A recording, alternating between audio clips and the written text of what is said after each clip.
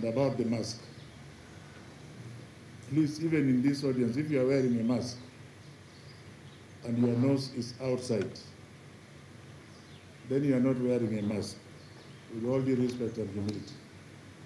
This morning, and please everybody check, because I can see some people with their noses outside. Being a Kenyan is very difficult. This morning, I'm a bit emotional because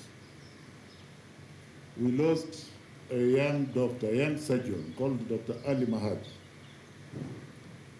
I've taken him so many years, at about 32, 33 years, just at the peak of his life. And because he has to treat all of us, he's among the many doctors. I've practiced surgery for the last 42 years. And as the gentleman from Kempinski says, we are in the new normal. And in that new normal, nobody knows how the future is going to be. So for the graduates, it's a very tough challenge that you are being released into a market when nobody actually knows how the normal is going to be. So please let us take COVID very seriously. I still see people hugging and touching, and to make it worse, even doing what they call, what do they call this thing?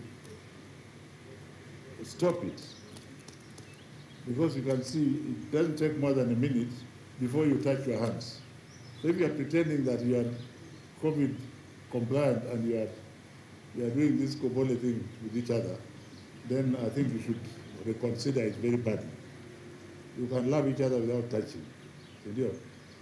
But having said so, I want to say that on behalf of government, we are very happy to see this is one of His Excellency the President's vision, because it is true that there's a youth bulge all over the world, but more so in Africa and Asia and in the Middle East.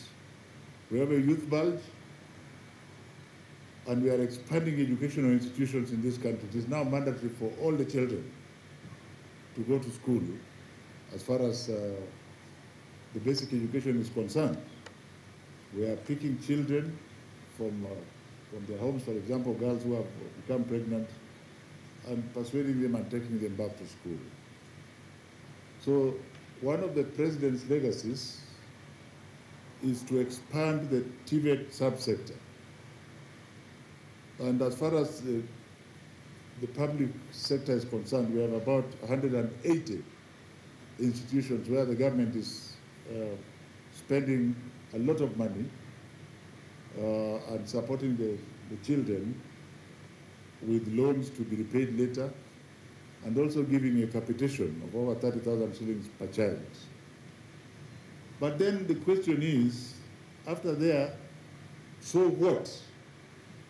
And that is my point. That's why I thought I must come here today. We start from home. Let's forget about the world first.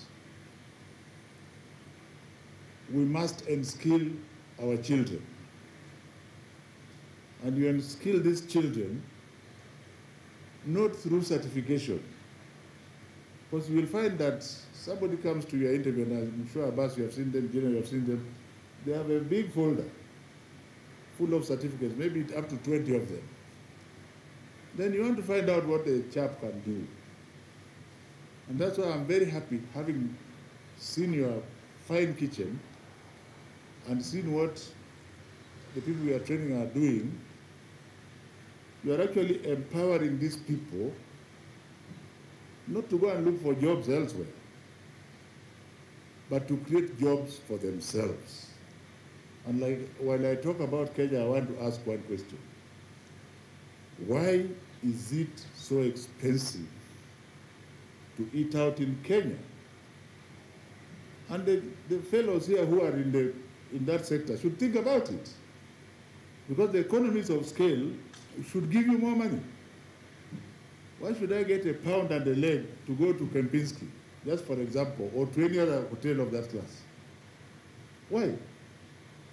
And I'm challenging the young people to provide the same product at 10% of the price.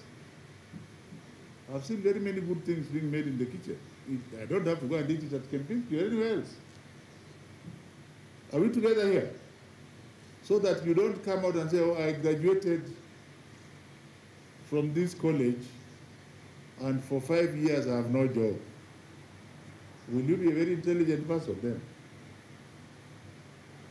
Go and create that and be an employer of labor. It's extremely important. And as far as the government is concerned, we are changing the syllabus to CBET.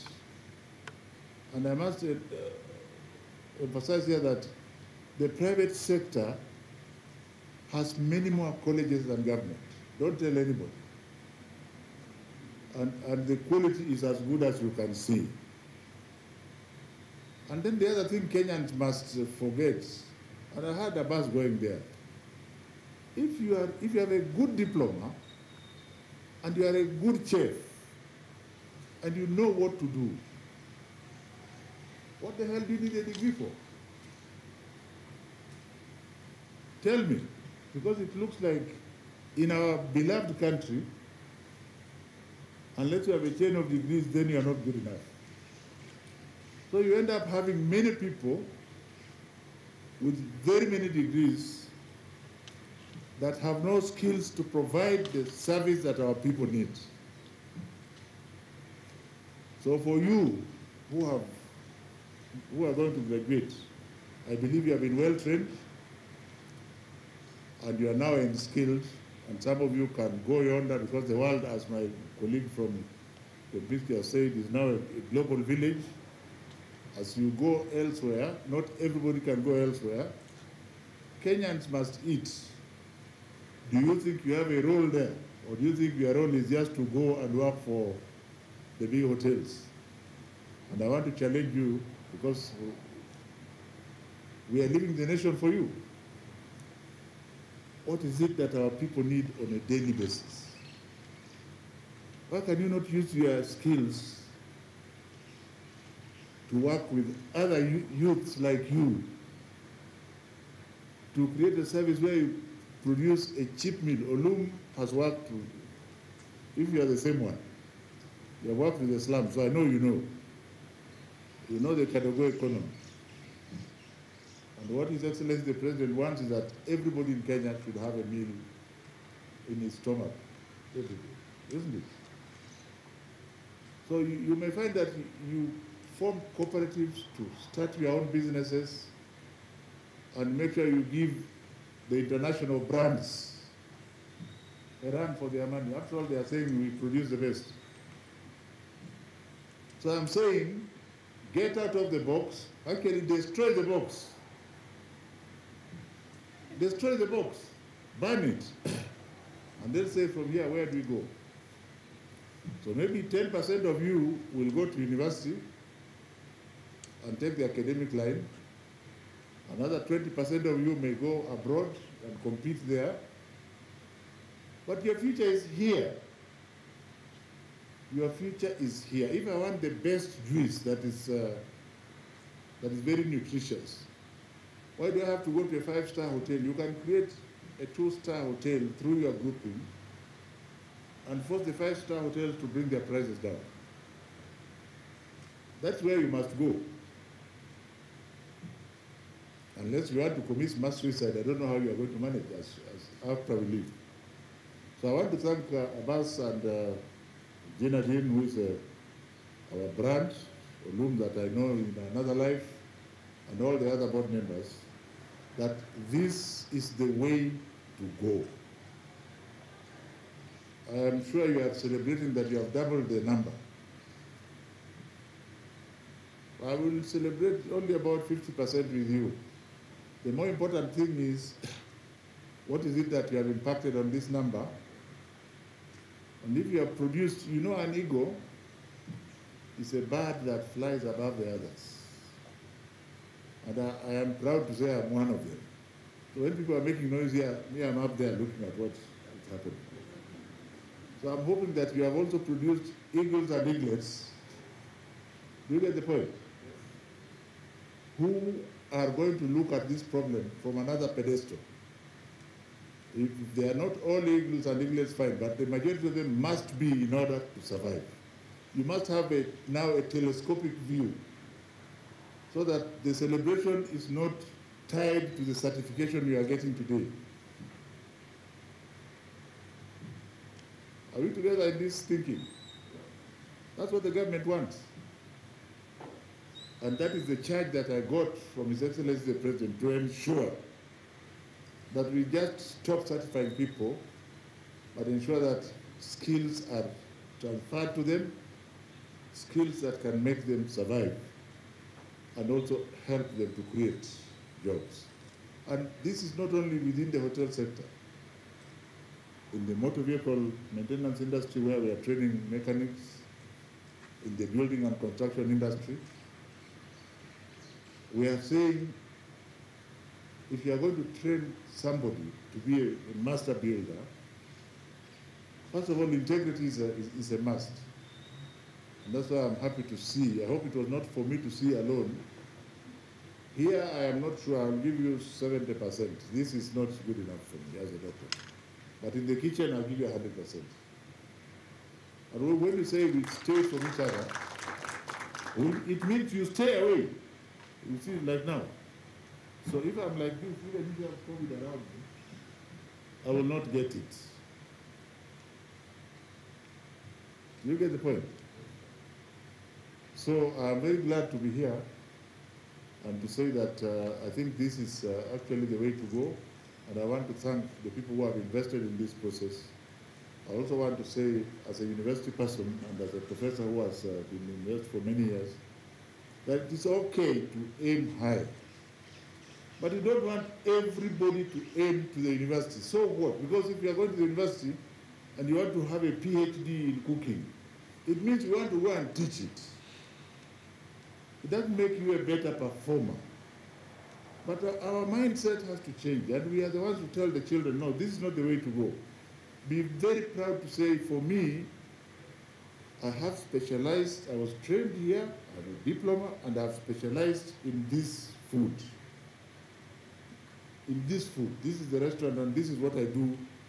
And if you want the best, compare with Kempinski or Hilton, you'll find this is still the best.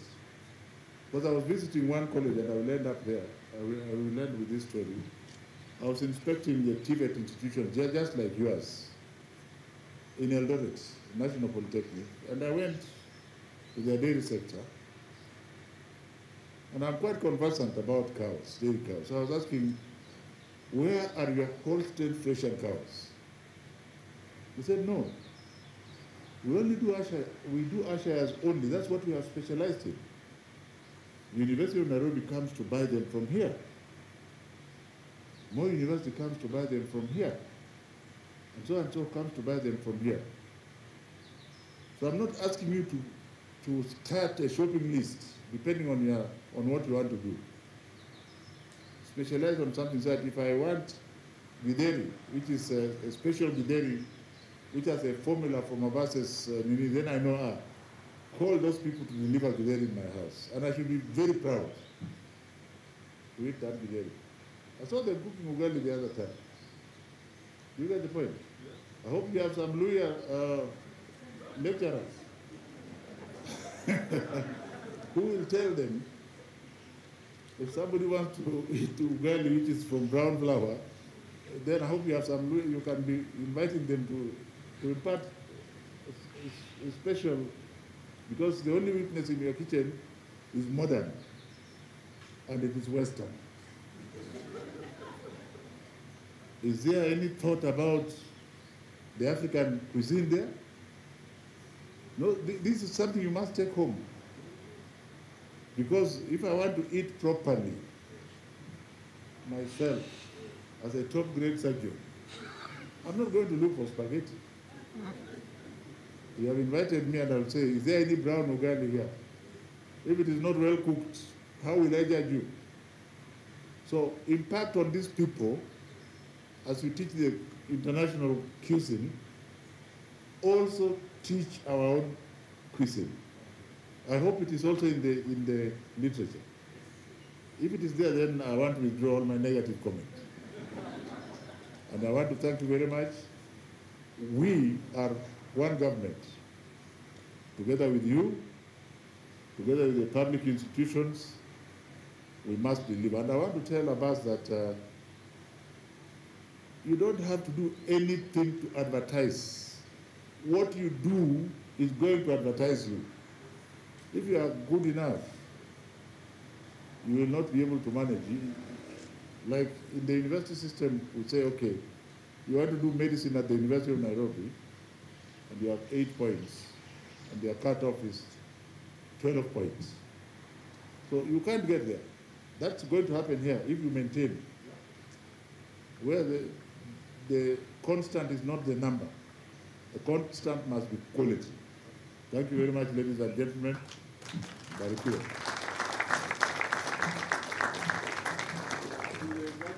All the very best. Remember COVID and remember honesty first. Honesty first. So that because when we are eating, I think it's important to just emphasize it. The food depends on how it is packed and presented. You can have very nice food, but if it's not presented properly, the appetite is not there. So I am sure you have been trained to do so. But what you are doing in the back room is what is important. That will make sure that you succeed or fail. And since Abbas is a name within the organization, I hope he has impacted his credibility on you, so that when you cough or when you touch your face, for now, when you touch your face, you go and wash your hands and sanitize. Thank you very much.